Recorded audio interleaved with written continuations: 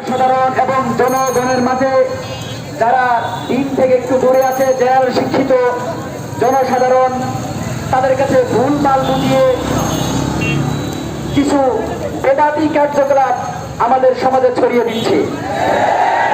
তো আমাদের স্পষ্ট বক্তব্য, এটা শহীদ বাড়িয়ার জমিন, এটা ফখরে বাঙ্গাল রহমতুল্লাহ আলাইহির জমিন, এটা মুফতি আমিনীর জমিন।